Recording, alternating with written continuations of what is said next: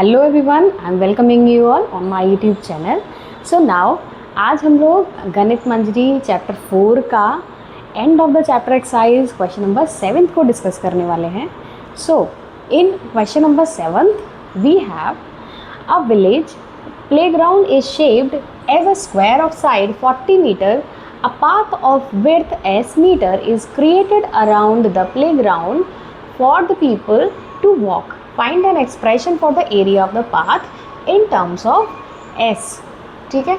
Now तो question में हमारे पास क्या दे रखा है, एक विलेज का प्लेग्राउंड है जिसमें कि उसकी जो आपकी जो शेप है आपके प्लेग्राउंड की वो कैसी है, स्क्वायर शेप है। ठीक है। अब सबसे पहले क्या करेंगे, एक स्क्वायर शेप हम ड्रॉ कर लेते हैं ऐसे, है ना। इसका साइड है 40 मीटर। ठीक है। अब इसके अराउंड एक एस मीटर विड्थ वाला, मीन्स इतना चौड़ा पाथ जिसकी विड्थ है वो है एस। जैसे हम इसके चारों तरफ इक्वल विड्थ का कोई एक पाथ बना दें इस फॉर्म में। ठीक है। तो यहाँ से यहाँ तक की जो विड्थ है वो एस है और यहाँ से यहाँ तक की जो विड्थ है वो एस है, मतलब चारों तरफ से एस विड्थ वाला एक हमने पार्ट क्रिएट किया। ठीक है।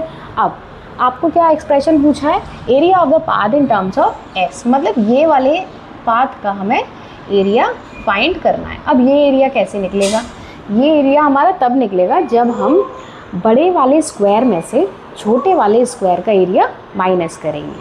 ठीक है। सो उसके लिए हम एरिया ऑफ स्क्वायर लगाएंगे, right. So let the width of playground, हमें क्या दे रखा है, एस मीटर। ठीक है।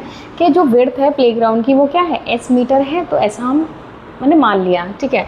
तो नाउ अब जो बड़ा वाला स्क्वायर है मीन्स आउटर स्क्वायर, ठीक है, तो उसका साइड क्या हो जाएगा, साइड ऑफ आउटर स्क्वायर वो हो जाएगा हमारा, जैसे आउटर स्क्वायर का साइड, जैसे ये 40 है, राइट। अब इधर से भी एस बढ़ा और इधर से भी एस बढ़ा, तो ये वाली जो साइड है वो क्या हो जाएगी, 40 प्लस एस मीटर, है ना। सब तरफ से जो चारों साइड हो जाएंगे बड़े वाले स्क्वायर के वो 40 प्लस एस हो जाएंगे। हम साइड को यही मानेंगे बड़े वाले के लिए, तो ये हो जाएगा 40 प्लस एस मीटर, है ना। और साइड ऑफ इनर स्क्वायर अंदर वाले का 40 मीटर ऑलरेडी मेंशन है। आपको एक्सप्रेशन पूछा है एरिया ऑफ पाथ, तो एरिया ऑफ पाथ निकलेगा कैसे एक्चुअल में। ठीक है। नाउ अब एरिया और पाथ निकालने के लिए हम क्या करेंगे, बड़े वाले एरिया में से छोटे वाले एरिया को माइनस करेंगे। तो यहाँ हम एरिया निकालेंगे बाहर वाले का। Now area of outer square, तो आउटर स्क्वायर का एरिया मीन्स 40 इसका साइड स्क्वायर, है ना। एरिया ऑफ स्क्वायर क्या होता है, साइड स्क्वायर, तो 40 प्लस एस का होल स्क्वायर। ठीक है। तो ए प्लस बी की आइडेंटिटी यूज हो जाएगी, A plus B equals to A square. तो 40 का स्क्वायर क्या हो जाएगा, 600 ए स्क्वायर प्लस 2ab प्लस B square means S square. ठीक है। तो ये हो जाएगा एरिया, ये हो जाएगा हमारा किस फॉर्म में, 1600 plus 80s plus S square form में। ठीक है। ये आ गया एरिया हमारे बाहर आउटर स्क्वायर का। ठीक है। अब area of inner square, area of अंदर वाले का, अंदर वाले का स्क्वायर क्या हो जाएगा, साइड कितनी है 40, तो 40 का स्क्वायर हो जाएगा 1600। ठीक है। अब क्या करना है, बाहर वाले के एरिया में से अंदर वाले एरिया को माइनस करेंगे। So now area of path, area of path निकालने के लिए क्या होगा यहाँ पे, area of outer square minus area of inner square. Clear है ना। आउटर स्क्वायर का एरिया कितना निकाला हमने अभी, 1600 plus 80s plus S square. ठीक है। ये हमारा आउटर स्क्वायर का एरिया है, ऊपर जो लिखा हुआ है उसमें से माइनस क्या करना है, माइनस करेंगे 1600 को। ठीक है। पॉजिटिव 1600 और नेगेटिव 1600 विल बी कैंसिल। ठीक है। तो एक्सप्रेशन क्या आ गया हमारा, 80s प्लस एस स्क्वायर। ठीक है। एक्सप्रेशन बना हमारा 80s plus S square will be our expression. ठीक है। ये हमारा रिक्वायर्ड एक्सप्रेशन है for the area of the path in terms of S. चाहे तो हम कॉमन भी लेके नोट कर सकते हैं। मान लीजिए हमने दोनों में से एस कॉमन लिया, तो S bracket open S plus 80, तो इस फॉर्म में भी लिख सकते हैं हम उसको, both are correct one. Now next move on to the 8th part.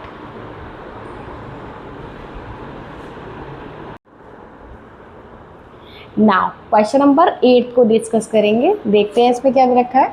Now if one number plus if a number plus its reciprocal equal to 10/3, find the number. If a number plus its reciprocal equals 10/3, find the number. ठीक है, इसमें क्या है question में, इसमें ये है कि जब हम किसी नंबर में, मतलब कोई भी नंबर है, हमें नहीं पता नंबर क्या है, तो हम उस नंबर को x लेट करेंगे। ठीक है, so now let the number be x। हमने क्या माना उस नंबर को, x माना, हमें नहीं पता। ठीक है, अब उस नंबर का रेसिप्रोकल मीन्स x का reciprocal of x what, 1/x। ठीक है, रेसिप्रोकल ऑफ x किसके बराबर, 1/x के बराबर। ठीक है, तो अकॉर्डिंग टू क्वेश्चन क्या है, x को जब हम ऐड करें इसके रेसिप्रोकल के साथ तो हमारा आंसर क्या है, 10/3 आएगा। एलसीएम लेंगे इसका। ठीक है, एलसीएम आ गया x, तो ये हो गया x² + 1 इक्वल्स टू 10/3। ठीक है, अब क्या करेंगे, क्रॉस मल्टीप्लिकेशन यूज़ करेंगे। Now using cross multiplication. ठीक है, अब क्रॉस मल्टीप्लाई करेंगे दोनों नंबर्स को, 3 का मल्टीप्लाई होगा इससे और x का मल्टीप्लाई होगा इससे। तो x² + 1 का जब हम 3 के साथ मल्टीप्लाई करेंगे it gives you 3x² + 3 and x का 10 से करेंगे तो 10x। ठीक है, इस वैल्यू को लेके आएंगे इधर, तो हमारा इक्वेशन क्या हो जाएगा, 3x² - 10x + 3। क्लियर है ना। अब यहाँ पे ये जो हमारा एक इक्वेशन फॉर्म हो गया, एक्सप्रेशन फॉर्म हो गया, इसमें हम ये चीज़ देख पा रहे हैं कि आगे और पीछे स्क्वायर नहीं बन रहे। जब स्क्वायर नहीं बनेंगे तो मिडिल स्प्लिट टर्म से हमें इसको स्प्लिट करना पड़ेगा। ठीक है ना, ऐसे दो फैक्टर जिनको प्रोडक्ट करें तो 9 आए और जिनको ऐड करें तो -10 आए। ठीक है, तो वो दोनों नंबर कौन से हैं, -9x एंड -x। ठीक है, नाउ 3x और 9x में क्या कॉमन है, 3x कॉमन है। हमने 3x कॉमन लिए, यहाँ x रह गया, यहाँ 3 रह गया। अब यहाँ से -1 कॉमन करेंगे, ये हो गया x - 3। ठीक है, अब x - 3 दोनों में कॉमन है, दोनों में से कॉमन बाहर निकालेंगे और 3x - 1। ठीक है, अब क्या करेंगे, दोनों फैक्टर्स को 0 के बराबर प्लेस करेंगे। नाउ x - 3 = 0 रखेंगे तो x की वैल्यू 3 आएगी, है ना। और जब हम 3x - 1 को 0 के बराबर पुट करेंगे तो ये हो गया 3x = 1, so x = 1/3। That means कि x की यहाँ दो वैल्यू हो सकती है, एक 3 और एक 1/3 हो सकती है। ठीक है, मतलब अगर कोई नंबर 3 है तो उसका रेसिप्रोकल 1/3 हो जाएगा, तो 3 + 1/3 का जो सम होगा वो किसके बराबर आएगा, 10/3 के बराबर। सिमिलरली जब हम x की वैल्यू 1/3 लेंगे तो उसका रेसिप्रोकल हो जाएगा 3। नाउ अब रेसिप्रोकल का और नंबर का जब हम सम करेंगे तो हमारा आंसर क्या आएगा, 10/3 आएगा। ठीक है, ऐसे हम इस नंबर को जो है फॉर्म करके निकाल सकते हैं। x का वैल्यू कितना आ गया, 3 एंड 1/3। ठीक है, नाउ 9th वाले क्वेश्चन में क्या दे रखा है, a rectangular pool has area 2x² + 7x + 3 square has stars if its width is 2x + 1 has stars means एक यूनिट दे रखी है हमारी लेंथ को मेजर करने का। ठीक है, फाइंड इट्स लेंथ, आपको लेंथ बतानी है। ये वृत्त दे रखा है, रेक्टेंगल का एरिया दे रखा है। As we all know that area of rectangle is L × B means length into breadth. आपके पास ब्रेथ विड्थ की फॉर्म में दे रखी है, so we have to find the length of its rectangular pool. ठीक है, तो लेंथ कैसे निकलेगा, जब हम अपने एरिया को डिवाइड करेंगे हमारे विड्थ के साथ। ठीक है ना, तो एरिया ऑफ रेक्टेंगल क्या है, L × B, right. Area of rectangle is what, L × B, length into breadth। ठीक है, area is given 2x² + 7x + 3 and length पता नहीं, ब्रेथ आपको दे रखा है 2x + 1 की फॉर्म में। ठीक है, तो लेंथ आप जब निकालोगे तो लेंथ निकालने के लिए क्या करना है, हमें एरिया को डिवाइड करना है इस ब्रेथ के साथ। ठीक है, तब जाके हमारा लेंथ फाइंड आउट होगा। So now L = what, 2x² + 7x + 3 divided by 2x + 1। ठीक है। अब इसमें जो न्यूमरेटर गिवन है एक्चुअल में ये हमें सॉल्व करना आता है, ठीक है, मिडिल स्प्लिट से। अब ये तो आपका ऑलरेडी 2x + 1 में कोई सिंप्लीफिकेशन नहीं है, हमें सिंपली बस ऊपर वाला न्यूमरेटर जो है सॉल्व करना है, ठीक है। Now solve 2x² + 7x + 3। मैं पहले इसको सॉल्व कर दूँ, फिर वैल्यू रख देंगे, आंसर आ जाएगा। सो नाउ इसको जब हम इसके फैक्टर करेंगे using middle split term, using middle split term, ठीक है।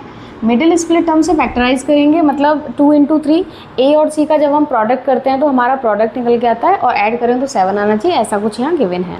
तो दोनों नंबर कौन से हो जाएंगे, 6 और 1, ठीक है। 6 को जब हम इंटू करेंगे, मल्टीप्लाई करेंगे तो 6 आएगा, 6 में 1 को ऐड करेंगे तो 7 आएगा, ठीक है।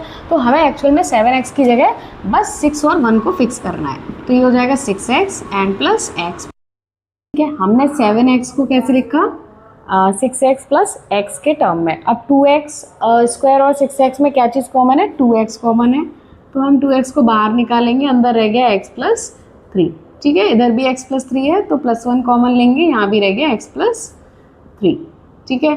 नाउ x + 3 और x + 3 दोनों में कॉमन है, कॉमन निकालेंगे, x + 3 हमारा फैक्टर हो जाएगा। उसके बाद 2x + 1, ठीक है। नाउ अब सबसे पहले देखना क्या है हमें यहाँ पे कि ये जो दोनों फैक्टर दे रखे हैं ये हमारे न्यूमरेटर का वैल्यू है, तो हमने न्यूमरेटर में इन दोनों फैक्टर्स को यहाँ पे लगा दिया, और नीचे 2x + 1 दे रखा है, ऊपर नीचे 2x + 1 से 2x + 1 कैंसिल हो जाएगा, आंसर क्या हो गया हमारा x + 3, ठीक है। तो यहाँ पे जो हमारी लेंथ आई है रेक्टेंगुलर पूल की वो कितनी आई है हमारी, x + 3 आई है, ठीक है। ये है हमारे क्वेश्चन नंबर 9 का सॉल्यूशन। नाउ बढ़ते हैं हमारे 10th क्वेश्चन की तरफ। ना अब 10th वाले पार्ट में क्वेश्चन क्या है, if both x - 2 and x - 1/2 are factors of px² + 5x + r, show that p = r। ना अब आपके पास दो फैक्टर गिवन है x - 2 और x - 1/2, ठीक है। अब यदि ये दोनों फैक्टर हैं दैट मीन्स कि ये इस पूरे एक्सप्रेशन को सेटिस्फाई करने चाहिए, ठीक है। इसका मतलब ये है कि जब हम यहाँ पे x की वैल्यू 2 रखें इस एक्सप्रेशन में, और यहाँ दूसरा जो एक्सप्रेशन बनेगा वो जब बनेगा जब हम x की वैल्यू 1/2 लगाएंगे, ठीक है। नाउ सबसे पहले यहाँ पे ये हमें एक्सप्रेशन दे रखा है, फैक्टर दे रखा है, दैट मीन्स तो हमारे पास फैक्टर है px² + 5x + r, ठीक है ना। अब ये हमारे पास एक्सप्रेशन है। अब इस एक्सप्रेशन में यदि हम x की जगह क्या लगा दें, 2 लगा दें, ठीक है। ये फैक्टर है x - 2, तो हम अगर इस x की जगह पे सब जगह पे 2 लगा देते हैं तो इसकी वैल्यू किसके बराबर हो जानी चाहिए, 0 के बराबर हो जानी चाहिए, है कि नहीं। 0 के बराबर होगी इसकी जब फैक्टर लगाओगे तो, ठीक है। तो इसकी वैल्यू 0 के बराबर होगी। अब यहाँ पे जब हम x की जगह जो है 2 लगाते हैं ना, व्हेन x = 2, जब हम x की जगह 2 लगाएंगे तो यहाँ पे क्या हो जाएगा, p2 का स्क्वायर + 5 2 + r। जब हम इसको सॉल्व करेंगे तो ये जाएगा 4p + 10 + r = 0, ठीक है ना। ये हो गया मान लो फर्स्ट इक्वेशन। अब जब x की वैल्यू हम 1/2 लगाएं, एक्सप्रेशन सेम है, ठीक है। अब px² में ही लगाना है, x की जगह पे 1/2 लगाना है, बस इतना फ़र्क है ना, ठीक है। अब यहाँ पे लगाते हैं इसको, ये हो जाएगा 5 और × 1/2 + r = 0। तो यहाँ पे ये जो आपको गिवन वैल्यू है ये हो जाएगा p/4 + 5/2 + r = 0, ठीक है ना। अब यहाँ पे अगर मैं इसको सिंप्लीफाई या कह सकते हैं अगर मैं इसको सॉल्व करूँ, जैसे ये एक एक्सप्रेशन मेरा ये रहा, ठीक है, एक एक्सप्रेशन हमारा ये रहा, ठीक है ना। अब ये सेकंड इक्वेशन हो गई मान लीजिए, ठीक है। अब हम यहाँ क्या कर रहे हैं, यहाँ पे अगर मैंने r की वैल्यू भी निकाली, ठीक है, तो r की वैल्यू यहाँ से कितनी आएगी, -4p + -10, ऐसे आएगी मेरी वैल्यू, है ना। तो सबसे पहले हमें तो सॉल्व करना है कि पी और आर जो है वो कैसे है, बराबर है, इक्वल है ना। इक्वल करने के लिए क्या करेंगे, हम पहले सिंप्लीफाई कर लेते हैं इसको।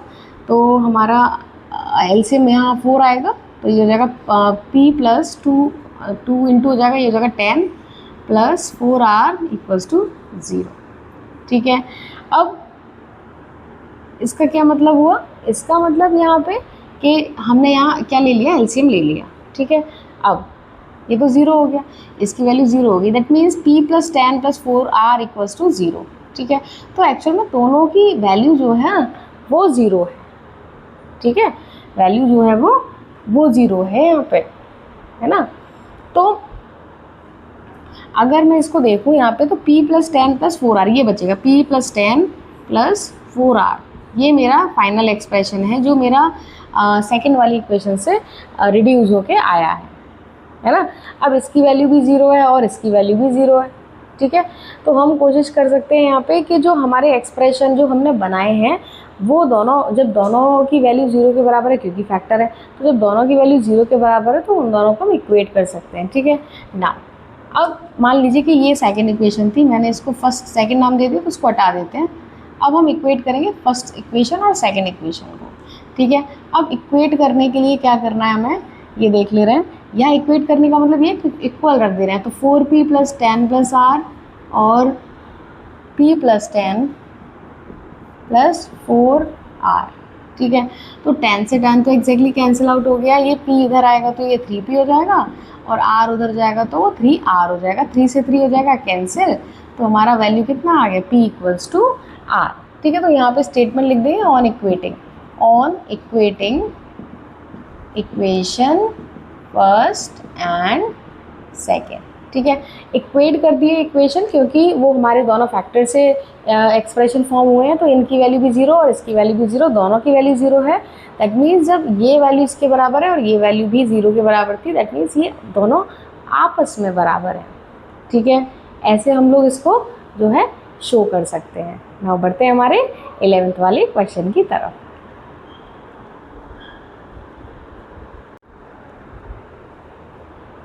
नाउ बढ़ते हैं 11th क्वेश्चन की तरफ।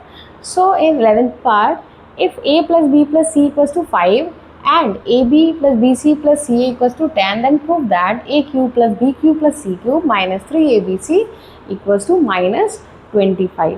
ठीक है, हमें जो शो करना है वो हमें ये आइडेंटिटी शो करनी है कि इसकी जो वैल्यू है वो किसके बराबर है, -25 के बराबर है।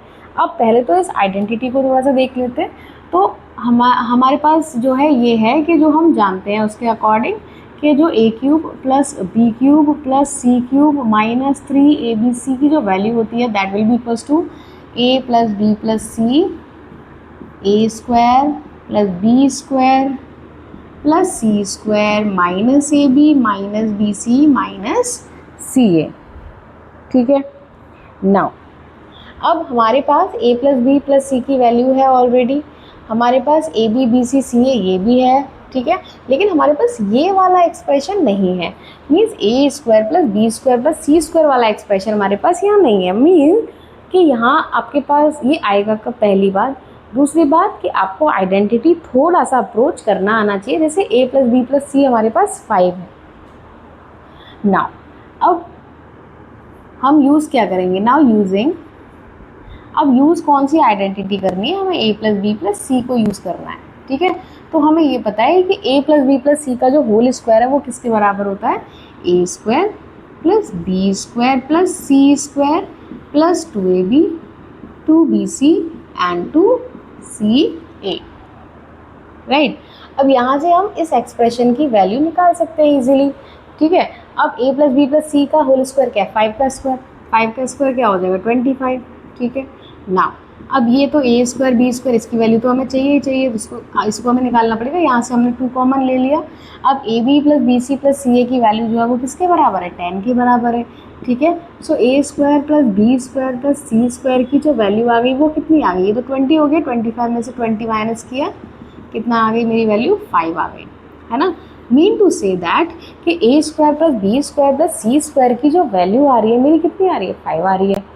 ठीक है, अब हम क्या करेंगे, इसका वैल्यू ऊपर जाके प्लेस करेंगे अपनी जगह पे, आइडेंटिटी को यूज़ करेंगे, ये वाली आइडेंटिटी हमने यूज़ करनी है, तो ये हो गया A cube plus B cube plus C cube minus 3abc। ठीक है, इसका तो हमें इक्वेट करना है ये वैल्यू। अब a प्लस बी प्लस सी क्या है 5। ठीक है, नाउ अब इसकी जो वैल्यू है वो हमने 5 ऑलरेडी निकाली माइनस। ठीक है, अब माइनस का साइन जैसे ही मैंने क्या नाम है बाहर लिया तो ये सब वैल्यू पॉजिटिव हो गई, ए बी बी सी और सी है वो कि 10 के बराबर भी रखा है। ठीक है, ओके। नाउ माइनस लेने का मतलब कि हमने सबको माइनस मतलब माइनस बाहर निकाल लिया, ये मतलब तो वो माइनस है, और जब मल्टीप्लाई करेंगे तो वो हो जाएगा -25। So A cube plus B cube plus C cube minus 3abc की वैल्यू कितनी आ गई हमारी -25। ठीक है, इस तरह से हम लोग इसको शो कर देंगे। ठीक है, नाउ अब move on to 12th part. Now move on to question number 12. So by factoring the expression, check that n cube minus n is divisible by 6 for all natural numbers and give reason. ठीक है, अब यहाँ पे हमारे पास जो expression है वो है n क्यूब माइनस n की फॉर्म में। ठीक है, अब n क्यूब माइनस n की फॉर्म में गिवन है तो यहाँ पे कुछ मुझे कॉमन भी दिख रहा है। मान लीजिए मैंने n को कॉमन निकाला तो अंदर क्या रह गया n square minus 1, n square minus 1 common रह गया। अब n स्क्वायर माइनस 1 जो मुझे दिख रहा है 1 को हम क्या लिख सकते हैं 1 का स्क्वायर, इसको हम क्या लिख सकते हैं 1 का स्क्वायर। ठीक है, तो यहाँ पे जो फैक्टर फॉर्म होंगे वो होगा n, यहाँ पे आइडेंटिटी यूज होगी ए स्क्वायर माइनस बी स्क्वायर वाली, तो एक बार प्लस में लिखेंगे इसको, एक बार माइनस में लिखेंगे, तो n प्लस 1 और n माइनस 1, ये मतलब है इसका। ठीक है, तो यहाँ पे ये 3 फैक्टर मुझे बनते हुए दिख रहा है, मीन n की वैल्यू यहाँ पे कोई भी नेचुरल नंबर हो सकता है। ठीक है, तो यहाँ फॉर सपोज जैसे n माइनस 1, अब n, ये मतलब क्या है यहाँ पे जो तीनों नंबर एक्चुअल में लिखे हुए हैं किस सीक्वेंस में लिखे हुए हैं, जैसे n माइनस 1, n और n प्लस 1, मतलब 3 कंसेक्यूटिव नंबर के सीक्वेंस हैं ये। जैसे अगर कोई नंबर 8 है तो उससे पहले वाला जस्ट 7 और उसके बाद वाला जस्ट 9। ठीक है, तो इस तरह से हम लोग नंबर फॉर्म कर सकते हैं 3 कंसेक्यूटिव नंबर्स की यहाँ बात हो रही है। तो n माइनस 1 और n plus 1 all are numbers, natural numbers. ठीक है, अब पहली चीज़ तो यहाँ पे ये गिवन है कि अब जब अगर कोई भी 3 नंबर दे रखे हैं जो कि कंसेक्यूटिव है, ठीक है, तो यहाँ पे हम ये देख पा रहे हैं कि जब तो 3 नंबर कंसेक्यूटिव हैं तो उनमें से एक नंबर ऐसा है जो कि 2 से डिविजिबल है, एक नंबर ऐसा है जो कि 3 से भी डिविजिबल है। समझ में आ रहा है? अगर यहाँ पे 3 नंबर हैं n क्यूब माइनस n की फॉर्म में, दैट मीन्स कि यहाँ पे हम 3 नंबर्स नेचुरल नंबर्स की बात कर रहे हैं। अब वो तीनों नेचुरल नंबर्स में एक तो फैक्टर ऐसा है जो 2 से डिविजिबल है, एक फैक्टर ऐसा है जो 3 से भी डिविजिबल है। ठीक है, दैट मीन्स कि जब हमारा कोई भी नंबर, किसी भी नंबर की जब हम बात कर रहे होते हैं, अगर कोई भी नंबर हमारा ऐसा है जो 2 से भी डिविजिबल है और जो 3 से भी डिविजिबल है, तो हम उसको क्या लिखते हैं, that it is also divisible by 6, ऐसे लिखते हैं हम लोग। ठीक है, नाउ सो यहाँ पे ये जो फॉर्मेट है एक्चुअल में n क्यू माइनस n का, ठीक है, सो हम यहाँ लिखेंगे n Q minus n is divisible by 2 and 3। ठीक है, ये जो n क्यू माइनस n की जो फॉर्म है, ये जो फॉर्म लिखी हुई है यहाँ पे बेसिकली ये 3 नंबर लिखे हुए हैं जो कंसेक्यूटिव नंबर की फॉर्म में लिखा हुआ है। तो जब ये एक्सप्रेशन है हमारा जो कि डिविजिबल है 2 और 3 से, so we can write it then it is also divisible by 6।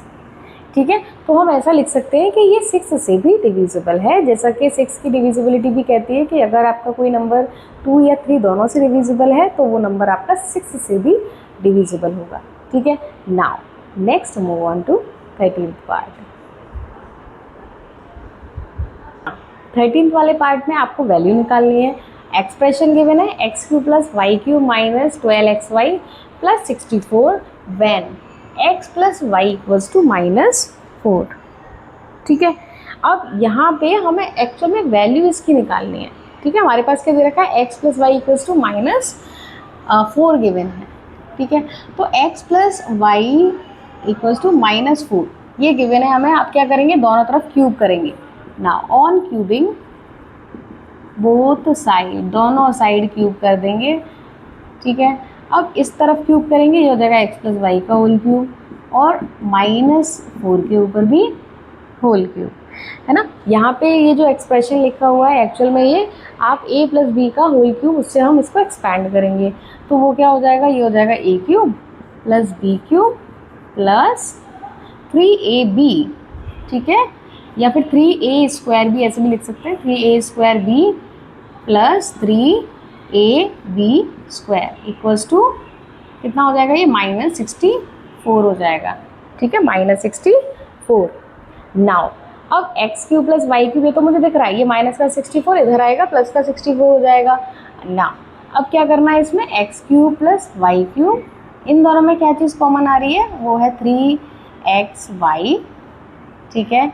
Now अब अंदर क्या रह गया, यहाँ रह गया y, और सॉरी यहाँ रह गया x और एक रह गया y, ठीक है। ये तो 64 नेगेटिव है ही, ये तो इधर आएगा। अब x प्लस वाई की वैल्यू कितनी है, -4, है ना।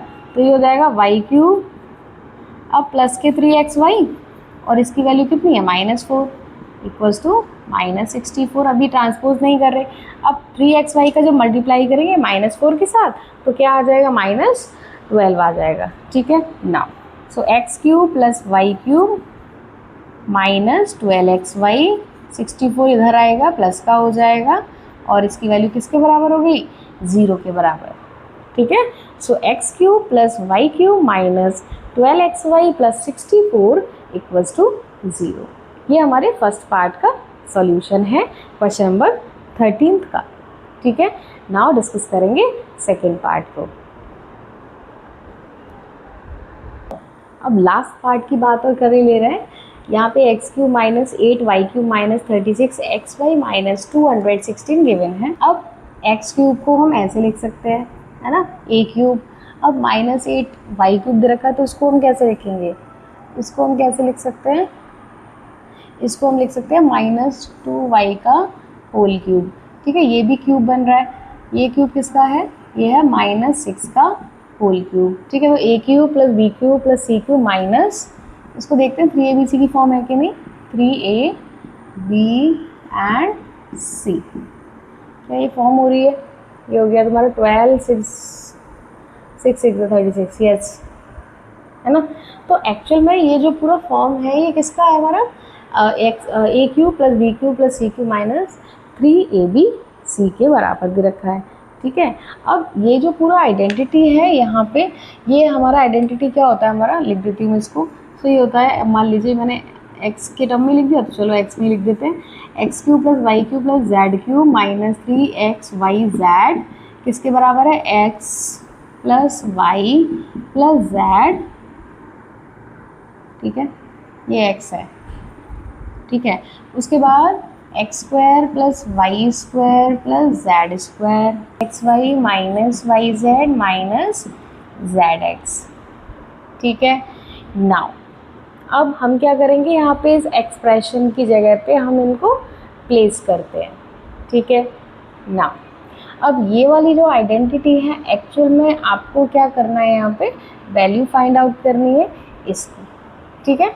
ये वैल्यू हमने इस फॉर्म में लिख दी, तो हम इसको इस तरह से एक्सपैंड करके लिख सकते हैं। यहाँ पे x की वैल्यू x है, y की वैल्यू -2 है, और आपके z की वैल्यू है वो आपकी 6 है, नहीं, ठीक है। अब यहाँ पे इसको एक्सपैंड कैसे करेंगे, जगह x -2y एंड -6 ये वाला, ठीक है ना। नेक्स्ट उसके बाद इसको लिखेंगे x स्क्वायर मतलब x का स्क्वायर, फिर y स्क्वायर मतलब -2y का होल स्क्वायर, ठीक है। तो -2y का होल स्क्वायर क्या हो जाएगा, 4y स्क्वायर हो जाएगा, z का स्क्वायर क्या हो जाएगा, 36 हो जाएगा, ठीक है ना। -xy, ठीक है, माइनस यहाँ पे ऑलरेडी, तो वैल्यू प्लस में बनेगी, ठीक है। तो ये हो जाएगा +2xy, उसके बाद -yz, ठीक है। तो ये हो जाएगा 12y एंड zx, ये हो जाएगा हमारा 6x, ठीक है। नाउ अब यहाँ पे ये एक्सप्रेशन तो फॉर्म हो गया, ठीक है। अब ज़रा हम चेक करेंगे कि जब x की वैल्यू 2y+6 है तो हम यहाँ क्या करेंगे, x की जगह 2y+6 लगा देंगे। सो 2y+6 माइनस 2y-6, और उसके बाद ये वाला टर्म हमारा जैसे एक्सप्रेशन लिखा हुआ है इसको कॉपी पेस्ट करेंगे। उसके बाद ये पॉजिटिव और ये नेगेटिव, ये पॉजिटिव और ये नेगेटिव, ये वाली वैल्यू होगी किसके बराबर, 0 के बराबर हो गई। तो जब 0 का मल्टीप्लाई किसी भी नंबर के साथ या एक्सप्रेशन के साथ करेंगे तो हमारा वैल्यू भी क्या आएगा, 0 आएगा। दैट मीन्स कि हमारा ये जो टर्म, ये जो पूरा एक्सप्रेशन लिखा हुआ है इसकी वैल्यू किसके बराबर आ गई, हमारी 0 के बराबर आ गई। ठीक है, आई होप ये सॉल्यूशंस आपके लिए हेल्पफुल होंगे, ये सॉल्यूशंस आपको समझ में आए होंगे। अगर समझ में आते हैं, वीडियो अच्छी लगती है तो चैनल को लाइक, शेयर और सब्सक्राइब करना ना भूलें। मिलते हैं हमारी नेक्स्ट वीडियो में नेक्स्ट चैप्टर के साथ। Till then bye bye.